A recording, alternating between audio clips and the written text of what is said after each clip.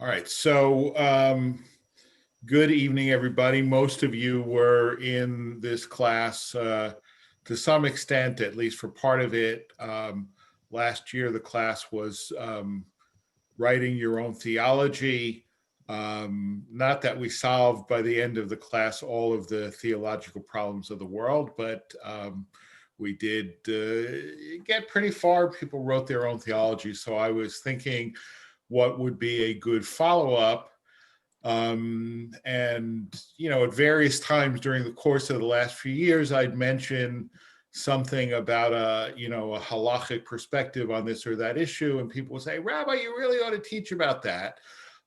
So I decided that this would be a good opportunity to teach what I'm calling contemporary Jewish controversies. Okay, where we'll be looking at different issues both in Jewish life and in American society and seeing what Judaism has to say about that.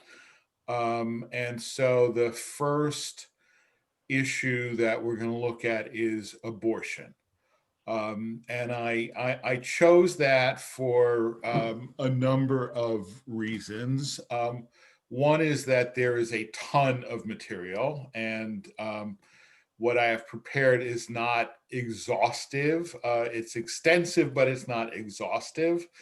And also, those of you who have studied with me know that there is no guarantee that we will finish this subject tonight. The other thing is that I think it is, it's always a hot issue in American society. And I suspect that it's going to become even hotter. I think that there are certain forces in American life that are itching to get a case before the Supreme Court that would give the Supreme Court the opportunity to reverse Roe v. Wade. Now that Justice Ginsburg is no longer on the court and Justice Barrett is on the court, whether they will override Roe v. Wade, I don't know. I'm not a legal pundit. To what extent they represent, the importance of precedent, even if it's a precedent that they don't agree with. But I think it's going to become once again a hot issue. And I think one of the problems is what I would call framing. In other words, if you look at most media coverage, religious people are pro-life, secular people are pro-choice. And I think that that's bad framing from the perspective of Jews and Judaism. The third thing is that, I think it was Mencken who said that, every problem has a solution which is simple, elegant, and wrong. People will say, well, is Judaism pro-choice or is it pro-life? And the answer is it's really neither. It doesn't fit neatly into either of those slots. So without further ado, unless there are questions, because I always welcome questions. So if you have a question, just feel free to unmute yourself and jump right in. But barring that, we'll look at a source sheet that I have prepared. So, source sheet. Okay, great. Okay, so here is the main sort of biblical text that sheds some light on the question of abortion. All right, it's from Exodus chapter 21, verses 22 and 23. If men strive together, so two men are fighting, and hurt a woman with child so that her fruit depart, and yet no harm follow. In other words, they're fighting and somehow I don't know, they get thrown into this pregnant woman, one of them, hits her, or they're throwing something, and as a result, she miscarried. And yet no harm follow, meaning the fetus is destroyed, but she herself is not injured. He shall be surely fined according as the woman's husband shall lay upon him, and he shall pay as the judges determine. But if any harm follow, then thou shalt give life for life. And then it goes on to say eye for eye, tooth for tooth, et cetera, right? So that's clear, right? It is essentially you have, in a really context of doing something improper, we say in the criminal context, you have caused a woman accidentally to miscarry, and you are fined. Okay, so question. What does that have to do with abortion? I mean, why does virtually every rabbi in the world say that this is the central biblical text dealing with the question of abortion, right? When it doesn't deal with abortion at all, right? It deals with, let's say, tortious causing of a miscarriage, right? So why do we say that this is the text that deals with abortion? Yeah, just jump right in. Gail, then Linda. Okay, so the point is that if the fetus that was aborted was considered living, then it wouldn't be a fine, it would be death. Right. Exactly. Linda, you want to say something? Much the same, except for it seems like kind of like a penalty for property, for like taking property or something, like they're still the owners, the wife or the husband, or not that it's a life unto itself. Right. Okay. So, basically, in the context, there in the Bible, there's no such thing as fine for murder. Right. There's no such thing as a fine even for manslaughter. There's basically, if you caused somebody else's death intentionally, or even not even intentionally, but what we might call felony murder, right? That you are committing another crime, and in the context of committing that crime, you cause somebody else's death. There is one penalty for that, and that is the death penalty. Okay. If you accidentally cause somebody's death and it's like legitimately an accident, I mean, the classic, the example that the Bible itself gives is you're out chopping wood, and the axe head flies off the axe and kills somebody, and you clearly did not intend it. That's accidental manslaughter. You flee to the city of refuge. Okay, you flee to the city of refuge. Why? Because the family's still going to consider that you have blood guilt. They're still going to want to avenge this death. But if you're in the city of refuge, they can't touch you, and you stay in the city of refuge until the high priest dies, and that's considered atonement, and then you can go back into society, right? So in neither case is there a fine. Okay, so by saying that if you cause a miscarriage, you are fined, the clear implication of that is that the fetus is not a full human being, right? The fetus is not a full human being based on the penalty that is incurred for its destruction. Okay, it's not nothing, right? And this is part of the problem with the framing, right? I mean, it's either murder or it's like a hangnail, right? And there's no middle ground where you can say, hey, look, this is a serious thing, but somewhere short of murder. Okay. And yeah, Alan. Does that count no matter how far along the pregnancy is? I mean, if the woman is 9 months pregnant, if the fetus is viable, Right. is that still the rule? Um, The accidental part. yeah, I think it is. I mean, we'll look at, I mean, the next text I think might help to answer that question.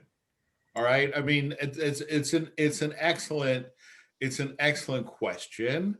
Um, now obviously they didn't have NICUs then, right? So that um, a premature birth had much lower chance of survival in Right. the biblical era than it does now, Right. right? I mean, um, so I think at that my sense of it is that it's binary, right? It's it that if the fetus has not been born, it is not a full human being, full stop. Okay. Um, so, and look, I mean, it goes beyond that. Okay. I mean, now I have to be careful, right? Because people throw around on what I would consider to be the lunatic right, um, throw around this term of post-birth abortion, right? Which is not post-birth abortion, it's infanticide, right? And let me be very clear, Judaism does not permit infanticide. However, right, what happens with a baby who is born and dies before they're 30 days old, right? There's no funeral, there's no Shiva, right? Does it mean that they're not a full human being? No, but in a certain sense, yes. Now, again, that is in a very different context, okay, where probably half of all live births died before they were 30 days old, right? And certainly in terms of the pastoral concern, if somebody in our community went through that, I would modify that direction to say you are not obligated to have a funeral. You are not obligated to sit Shiva, right? Whereas classical halakha tends to be binary, either obligatory or forbidden, right? I would say, look, where the halakha says you don't have to, I'm not going to tell you now you do. But the fact that you don't have to doesn't mean you may not. You may, and I would probably encourage them to do so if they at all indicated that this was something that they found meaningful, right? But so now let's look at the next text. Okay, so this is from the Mishnah, from Oholot 7, chapter 7, Mishnah 6. All right, if a woman is having trouble giving birth, they cut up the child in her womb and bring it forth limb by limb, because her life comes before the life of the child. Well, of the child. It doesn't really say the child. Chayeha kodmin l'chayav. Her life takes precedence over his life. Okay. Yatsa rubo. If the greater part of the fetus has come out, one may not touch it, for one may not set aside one person's life for that of another, right? Ein dochin nefesh mipnei nafesh, right? Okay, so a woman having difficulty giving birth, in other words, is dangerous, right? That carrying the pregnancy to term, even literally mid-labor, right? She's having a different, a breech delivery or whatever, and it's threatening to kill her. We dismember the fetus limb by limb if necessary in order to save her life, because her life takes precedence. Her life takes precedence because the fetus is potential life. The woman is actual life, right? But once the majority of the fetus has come out of the birth canal, right, then we can't touch it, because ein dochin nefesh mipnei nafesh, right? We don't say one life is more valuable than another, right? So when does life begin? That is to say, life in the sense of being, a living being with full rights, okay? The right to protection. When does life begin? At birth, period. At birth. It's quite clear. And then we invoke the principle of we don't give one life precedent over another. And that is, clear in so many ways. I've given this example before, right? A terrorist comes into the shul, right? God forbid, terrorist comes into the shul and says, Rabbi, let me kill Mike Goldman or I'm going to kill you, right? I don't have the right to say, go ahead and kill Mike Goldman, because my life is not more valuable than his, right? No one person's life is more valuable than another. Right? It's the same reason why, when we look at organ donations, we have the dead donor rule. You can't say, well, my life is more important, so we'll take this guy's heart out and we'll transplant it into me because my life.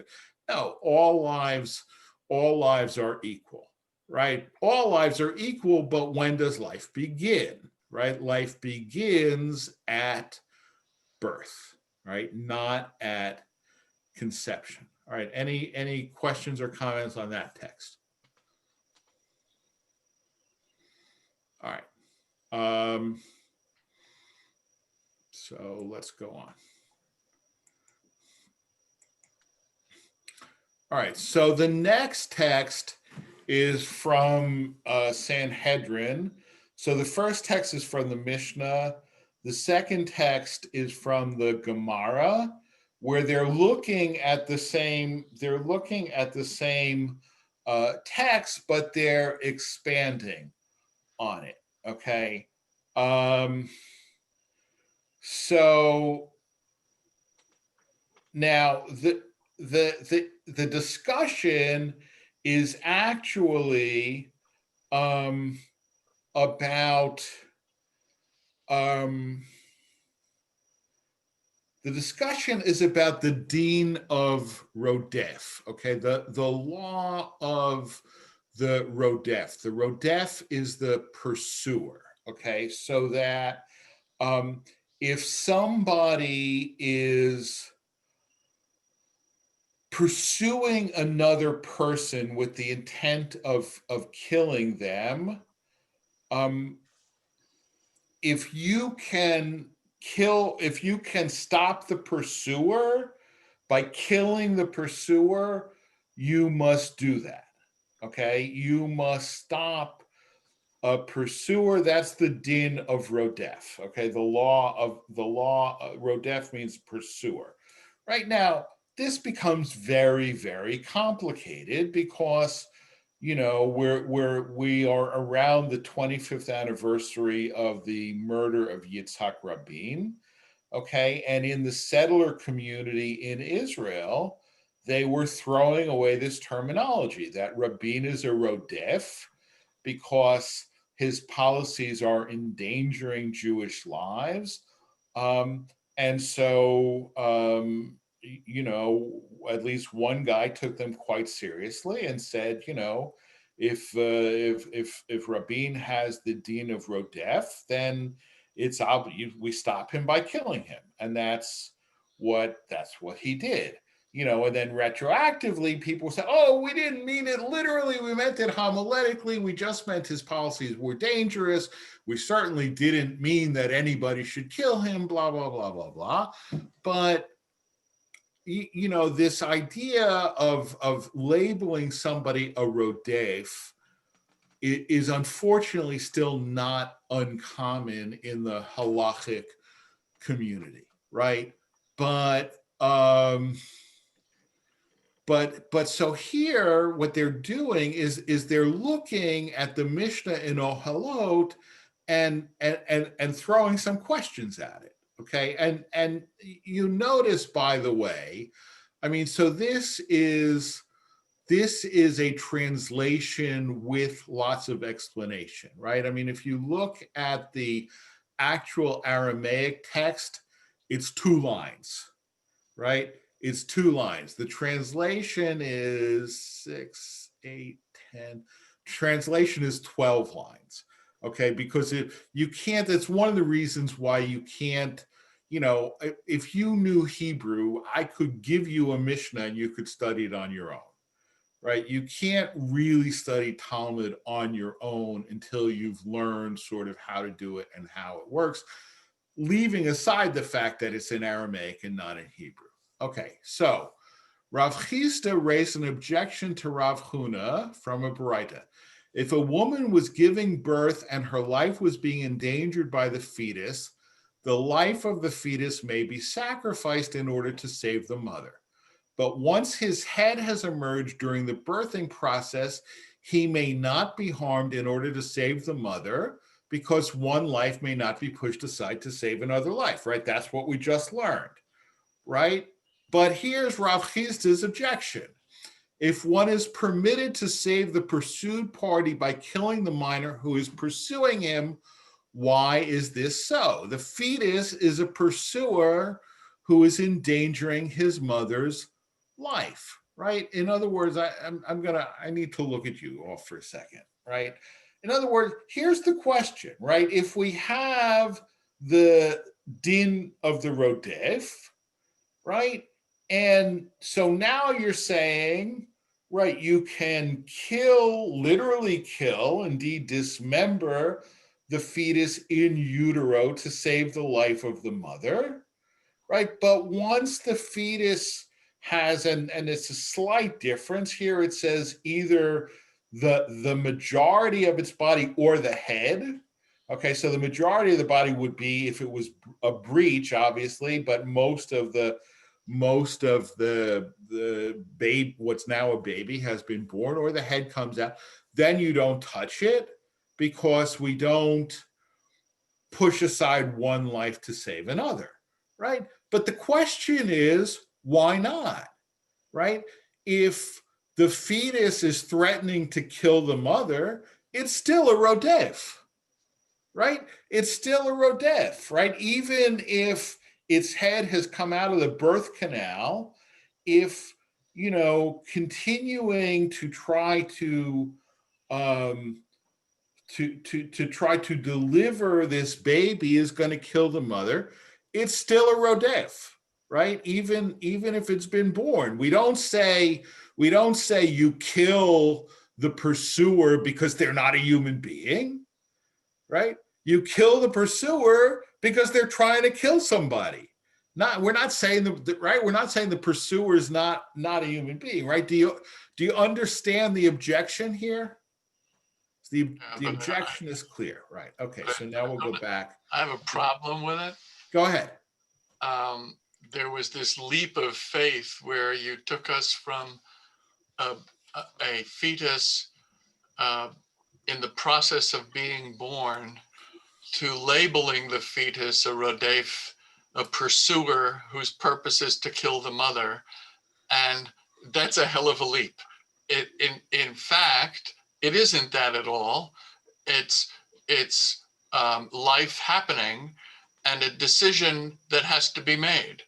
And actually, as a kid, I asked the question and I was told you save the kid because that's the next generation. But I didn't ask it of a rabbi. So I don't know if it appears someplace, but certainly what is being presented here, there's a disconnect that you might want to focus on. Well, I mean, that's the rest of the sugya. That's no, that's exactly it, right? So the fetus, right? The fetus is a pursuer who is endangering his mother's life. Okay, now the unspoken sort of, slide or leap or whatever you want to call it, is that in the Mishnah, it's not really saying because it's a pursuer. It's not saying it's a pursuer. It's saying her life takes precedence over the baby, over the fetus's life. Here, they're saying it's a pursuer, right? So the fetus, right? So why is this so? The fetus is a pursuer who is endangering his mother's life. The Gemara answers, this is not difficult as it is different there with regard to the woman giving birth, since she is being pursued by heaven, right? The fetus is not acting of its own volition and endangering the mother of its own will. His life may not be taken in order to save his mother, right? In other words, you could say, look, rationally, you should be able to kill it, even though we now consider it to have been born and therefore a full human being because it's a rodef. But the Gemara answers, no. The rodef here is not the infant or the fetus or whatever, right? The rodef here is God, right? Or Mike, as you put it, it's life happening, right? It's life happening. So we've made a leap from the fetus is of lesser value because it's not been born and therefore not a full human being, to the fetus is a rodef, right? And therefore has to be killed in order to save the life of the mother, right? But we say what, and look, I acknowledge that there are certain sort of logical leaps or gaps in some of these texts. My job is not to convince you that the texts are right.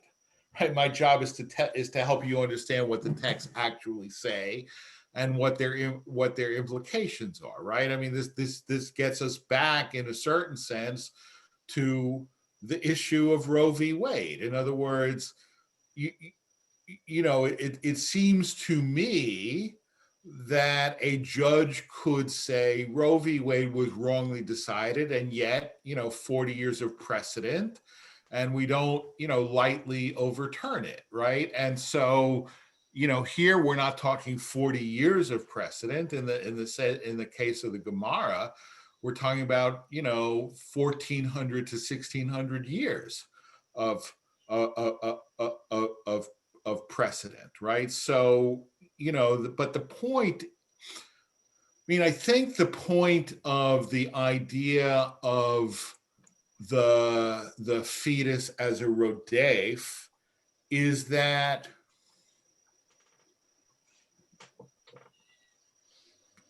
stopping the rodef is not something you are allowed to do. It is something you are obligated to do, right? Provided that you can actually do it without unduly endangering yourself, right? So that in this particular case, now this becomes a medical question, right? I mean, looking around, nobody here, to my knowledge, is qualified to say carrying that fetus to the term will kill the mother. Right? I don't think that any of us have those medical qualifications, right? But if a qualified medical person determines that carrying that fetus to term will, or there's a strong possibility that it might endanger the life of the mother, We don't say, therefore, it's permitted to abort it. We say, therefore, it's required to abort it, right? It's not merely permitted, it's obligatory, right? And therefore you have certain situations where the Catholic Church would say this abortion is forbidden, and Judaism would say this abortion is required. Right now, granted, that's not the overwhelming majority of abortions in American society don't fall into that category, right? But it is certainly a non-zero number of abortions that do fall into that category, right? Where the abortion is undertaken to save the life of the mother, in which case halakha does not merely say that's permitted, it says it's required. Okay.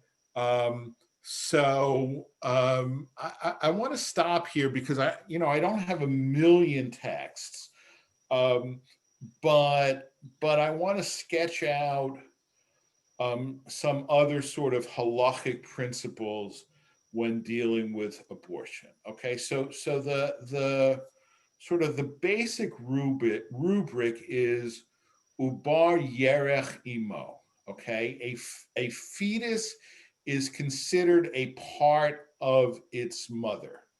Okay, literally a limb of its mother. Okay, and the classic example, and therefore not an independent life. All right, and as was recently pointed out to me in preparing for this class, the classic example of that is when a pregnant woman converts to Judaism. Right? When a pregnant woman converts to Judaism, the baby is born Jewish. Right? The baby is born Jewish, and that is one of the few reasons that I will sort of rush a conversion, even though the mother's not fully ready, because there are halachic implications to being born Jewish versus being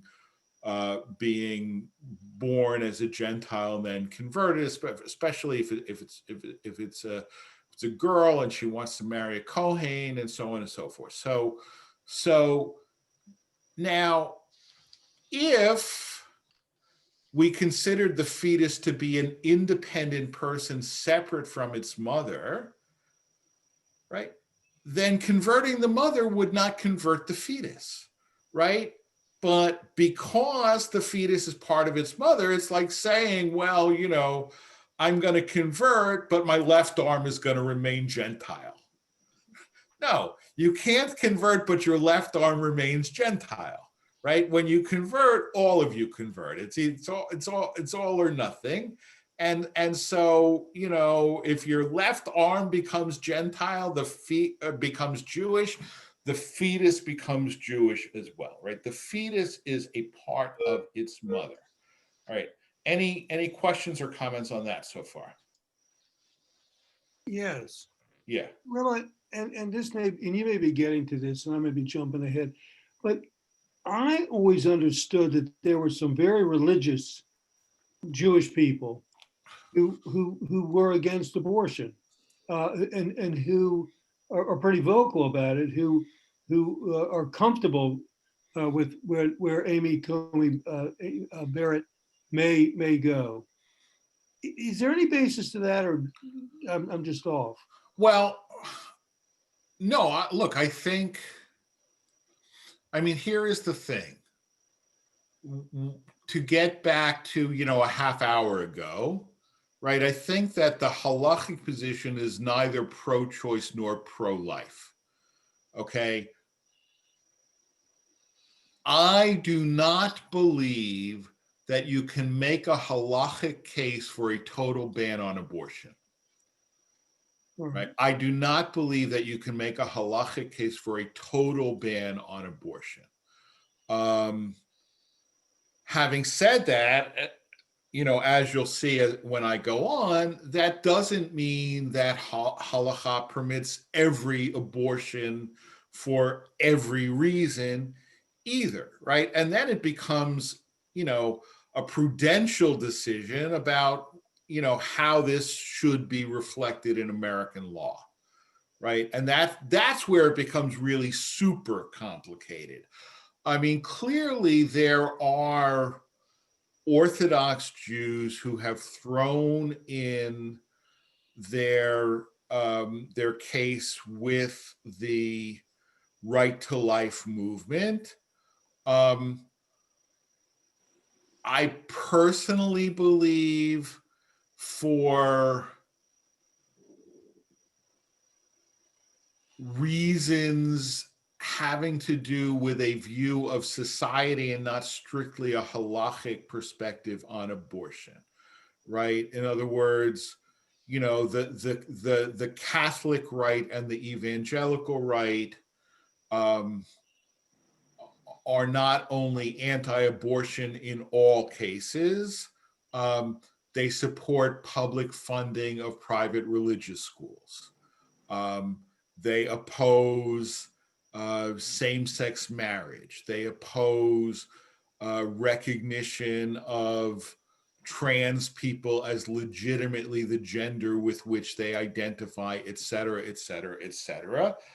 Things that, frankly, most non-Orthodox Jews, not all, but most, right, are comfortable with, and many particularly ultra-Orthodox or Haredi Jews are not comfortable with, right? So I think that they find, as well as the fact of, they're mostly very strongly pro Netanyahu, pro settlement, et cetera, et cetera.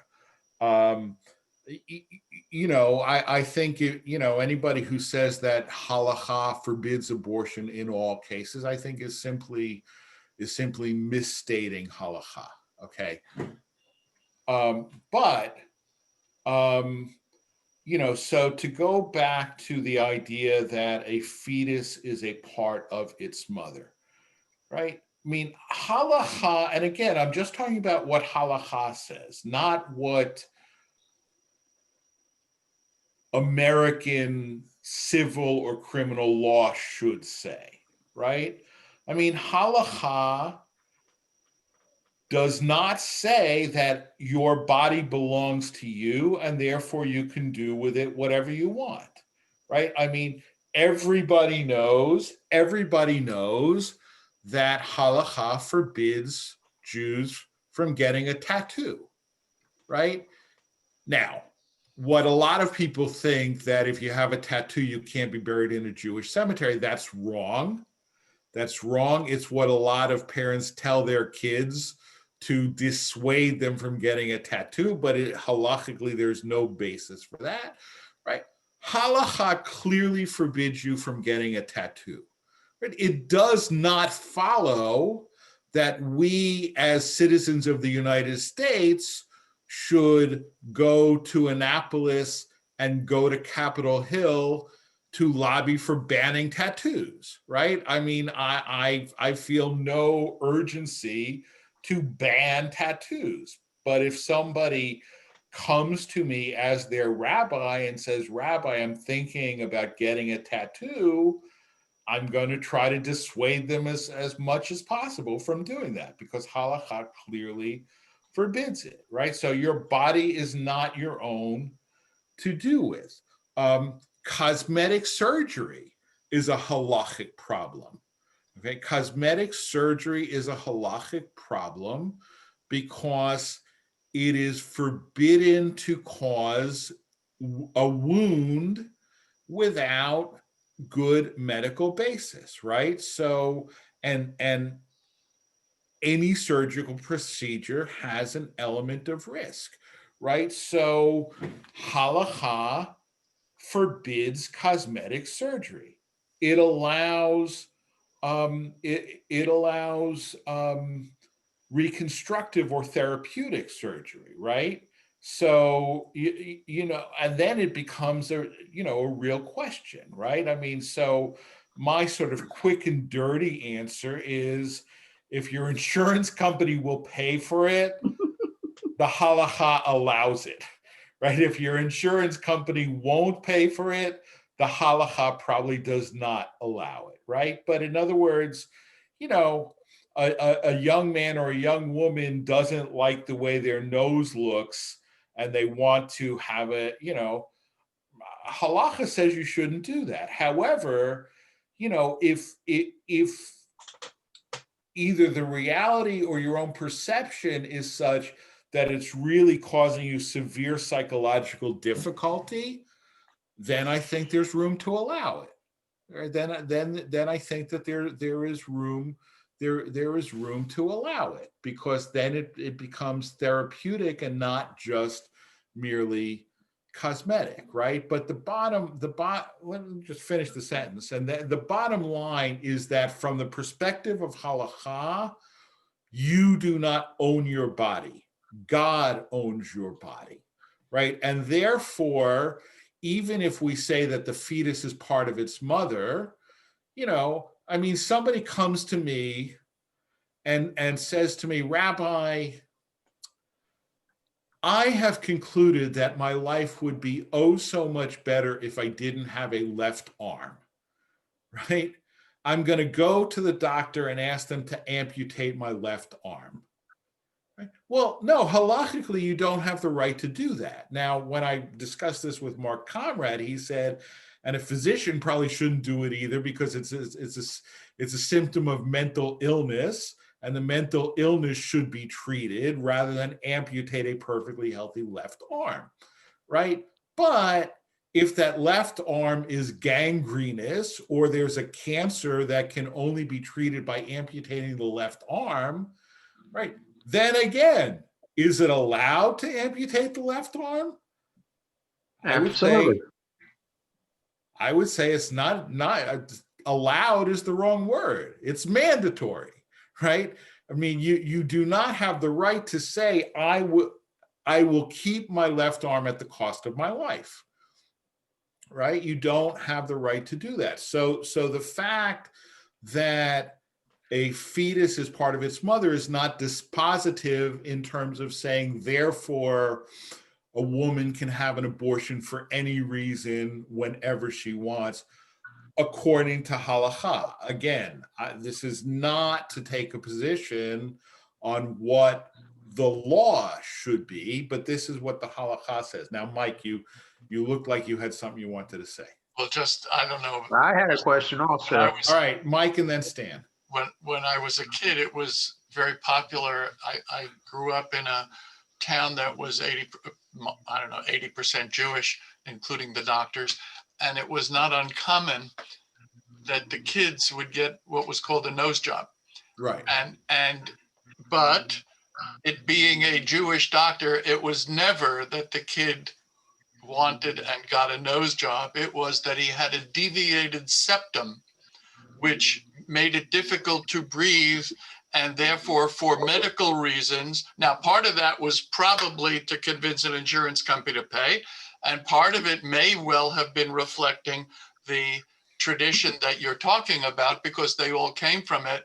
Right. And so that was the knee-jerk reaction, the way to handle the problem. But I just put that out as an aside. The idea, there's another disconnect going on here, where it's one thing to look at what the Gemara says about at what point is that a human life that we're talking about, and it's another thing to say, and therefore I will let that determine my feeling on the life and death of a fetus. Now, we no longer have the problem that you put out there, where the baby is having difficulty getting born, and so because we do cesareans, and so that problem's sort of been overtaken by knowledge. Well, it's not non-existent, but it's much rarer. Yeah, but the Haredi, the ultra-Orthodox, in the Orthodox community, it doesn't forbid them to have the position in favor of of life, as opposed, or when they consider it to be life, as opposed to what the halacha alluded to a couple thousand years ago. It's not, I don't think that, maybe I'm wrong. It could be your next slide is going to say, and therefore Jews cannot take this approach to the question. Probably not. Probably these are elements to take into account as you're grappling with the issue. And I'm just saying that I wouldn't be surprised that Orthodox or conservatives or whomever take a position that, for starters, that's not a good thing, and that I mean, I think who Clinton put it well. He said it should be legal and it should be rare. I mean, it's a process that needs some thought to it, and he did a good job, I thought, of it. But I don't think the halakha need be the be all and end all for, in terms of American Jews and their decision making. No, it's clearly not. I mean, look, it's clearly not, as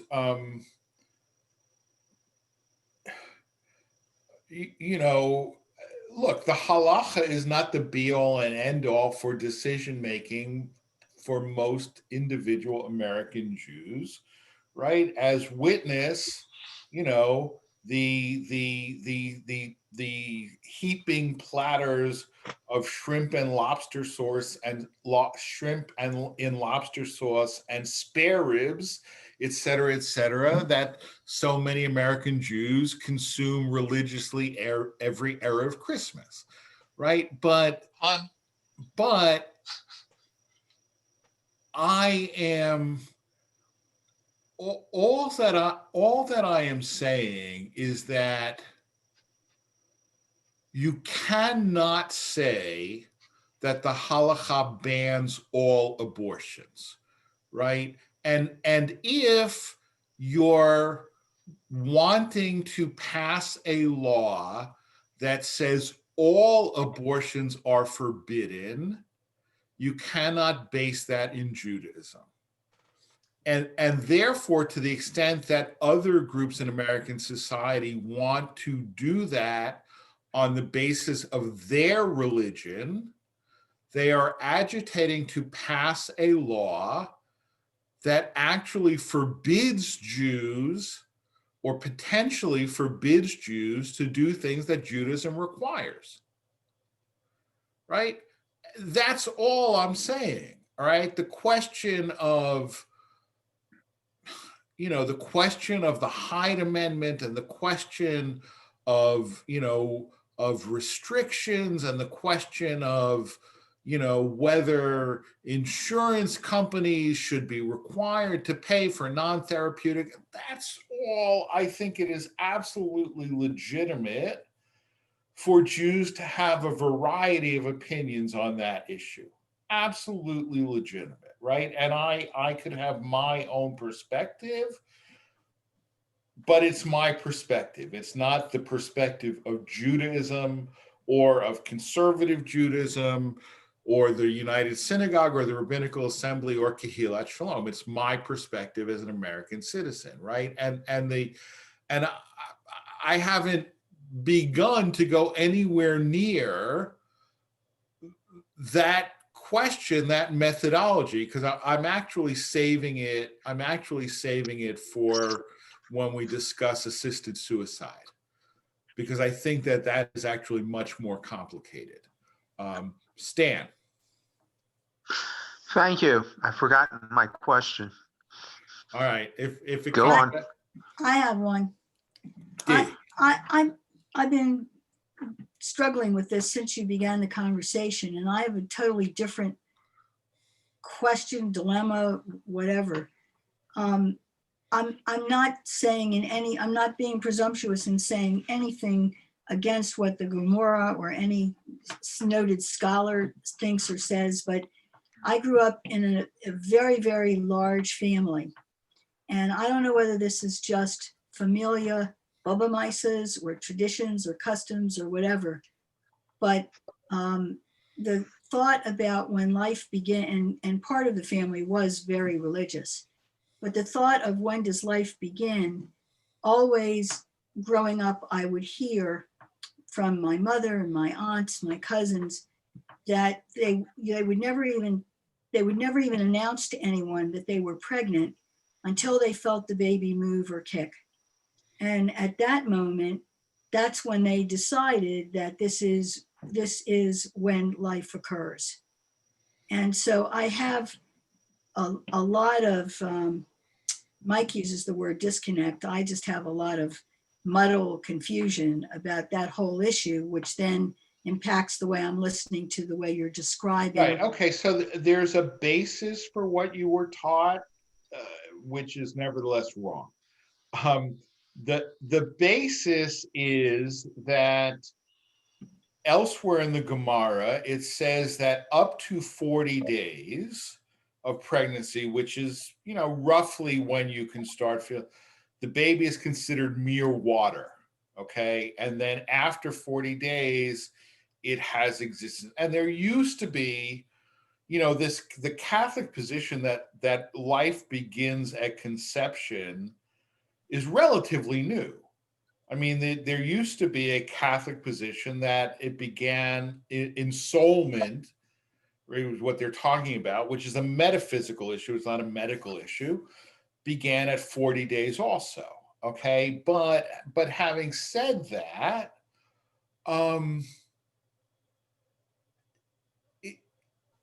it's not. I mean, when does life begin?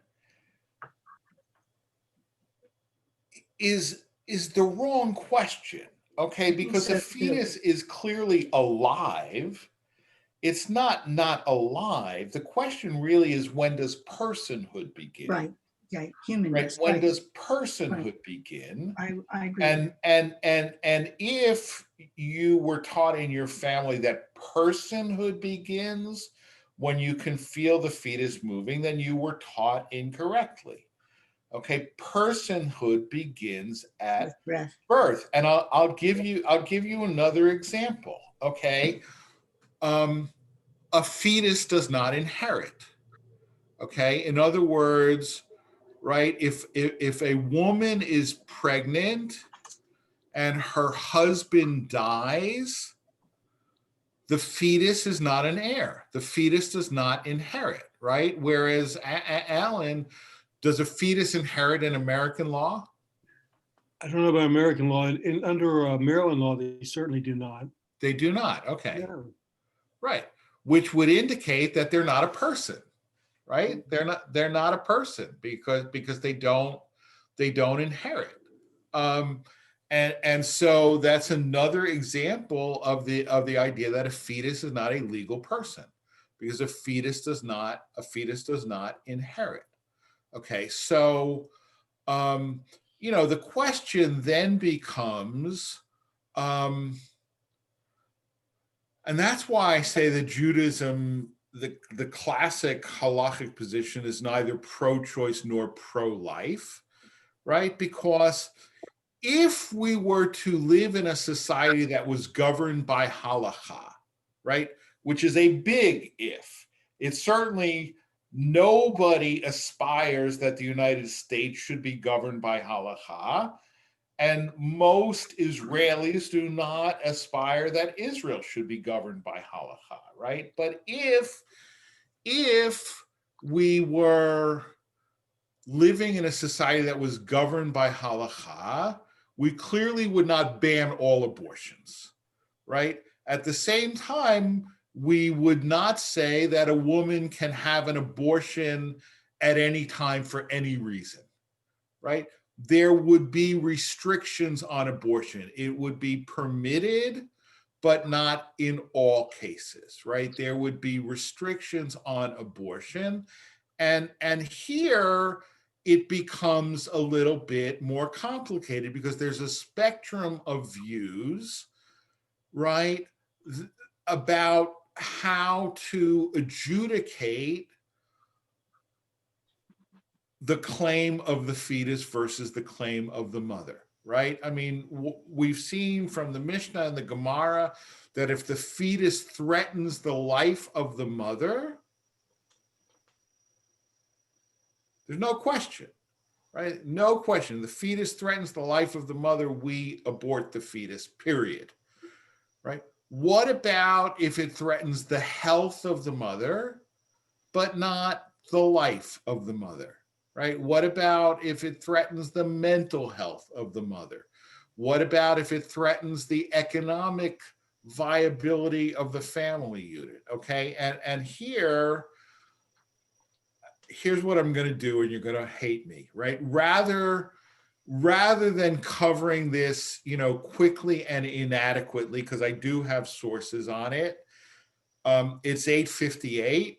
So we're going to save the question, right? So here's what I think I've done. I've established that halakha does not say abortion is never permitted, and halakha does not say abortion is always permitted, right? I think halakha says abortion is sometimes required and sometimes forbidden, right? Which gets us back. It's interesting because I said, the classic halachic binary is either required or forbidden, right? And we tend not to operate in those terms anymore, right? I mean, there's a myriad of questions, right? A convert comes to me, their parent died, they want to sit shiva, they want to say kaddish, right? The classic halachic answer is it's not required, therefore it's forbidden, right?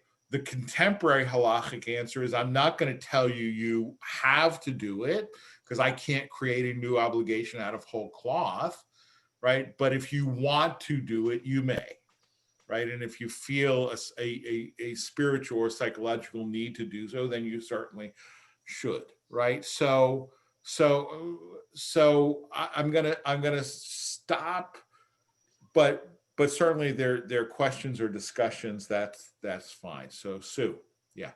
I just wonder if there's any consideration as far as the fetus on when or if what the Jewish position is on the fetus getting a soul, and if that plays into any of this. Right. Well, the fetus gets the soul at birth. At first breath, At first breath. Okay. At birth. first Yeah. breath. Right.